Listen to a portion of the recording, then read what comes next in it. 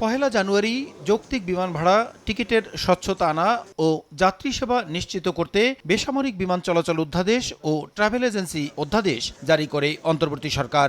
এ নিয়ে সোমবার সচিবালয়ে সংবাদ সম্মেলন করে বেসামরিক বিমান পরিবহন ও পর্যটন মন্ত্রণালয়। আমি ম্যাডাম সেক্রেটারিকে আপনার সচিব বলেন, অধ্যাদেশ দুটি বাস্তবায়ন হলে বিমান পরিবহন ও ট্রাভেল ব্যবসায় শৃঙ্খলা, আর্থিক স্বচ্ছতা ও জবাবদিহি প্রতিষ্ঠা হবে। এতে হয়রানি মুক্ত সেবা পাবেন যাত্রী ও অভিবাসীরা।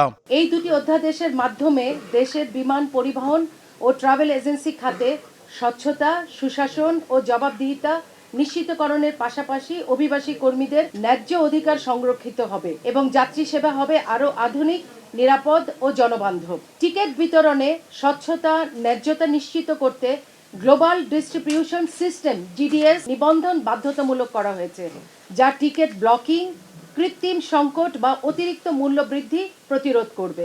বিমানের টিকিট ব্যবস্থাপনায় প্রতারণা ও হয়রানি বন্ধে অধ্যাদেশে কঠোর ব্যবস্থা রাখার কথা জানিয়ে উপদেষ্টা বলেন, এবার বন্ধ হবে সিন্ডিকেটও। জনশক্তি কর্মসংস্থান প্রশিক্ষণ ব্যুরোর কার্ডধারী যারা যাত্রী আছেন, এনাদের উৎস দেশ অথবা গন্তব্য দেশ ব্যতীত কোথাও থেকে ওনারা টিকিট কাটতে পারবেন না। এয়ার অপারেটর, ট্রাভেল এজেন্ট সকলকে সম্পৃক্ত করে একটা জবাবদিহিতামূলক অবস্থা সৃষ্টি করার চেষ্টা করেছি, যার বিনিময়ে সিন্ডিকেশন যেভাবে হতো তাদের দুর্বৃত্তায়নের কাজকে আমরা জটিল করে দিয়েছি। এক প্রশ্নের জবাবে উপদেষ্টা জানান, অন্তর্বর্তী সরকারের মেয়াদে চালু হচ্ছে না শাহজালাল আন্তর্জাতিক বিমানবন্দরের থার্ড টার্মিনাল। না, পাবো না। প্রসূন আশিস, সময় সংবাদ, ঢাকা।